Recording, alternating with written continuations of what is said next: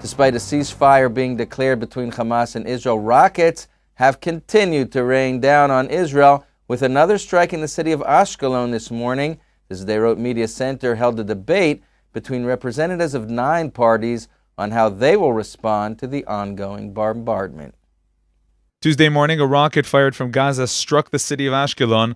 The question on the minds of Israeli leaders is what action should be taken for the residents of the south. We have to go into Gaza, we have to take over the Philadelphia corridor, and we have to show Hamas that Israel is a legitimate country, that Israel is a legitimate state, and they cannot threaten our legitimacy by throwing projectiles over our borders. Our interest is indeed to separate between most of the Palestinians and the Jews, as far as it goes, as far as we can, as soon as we can, and make sure that we are retaining and strengthening our own country. Unfortunately, we have to deal with the reality that exists right now, and we're going to have to go and finish something off in Gaza, definitely the dangers that are there now. Whether it means taking over all of Gaza, I don't know, but we're going to have to stop the bombs from falling on Sderot. Our solution to the problem is creating a government that is accountable.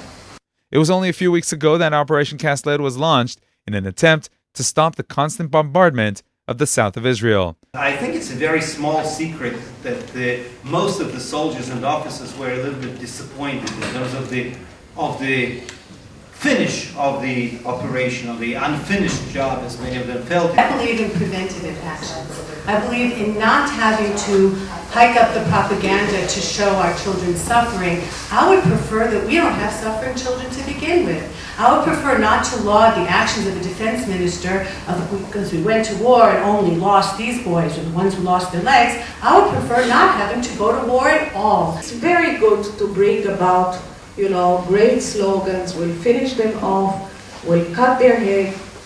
It's not doable at the moment. That's one thing which I have to say, even if it doesn't sound too popular.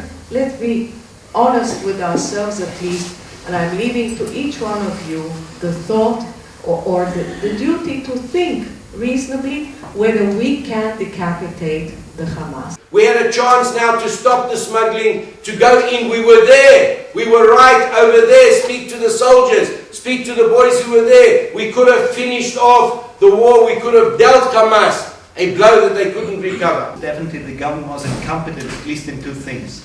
A, closing down the smuggling of weapons via the Philadelphia corridor, and second, hurting the Hamas political power in the Gaza Strip. Those living in Sderot and the Western Negev have faced problems not only relating to the direct threat to their lives from the rockets as a result of the Qassams. One of Sderot's problems is Sderot doesn't have representation in the Knesset that can stand up and remind the country what's happening. The people of Sderot are tense. The kids are going through trauma. We're raising a generation of young people who are facing enormous trauma, which we haven't begun to handle. We absolutely cannot accept it in any way. It's true that 8 years of bombs falling in this place, the price that we have paid as a country, the price that those poor children have paid as a country, to live in this country is a price that is too great to pay without question.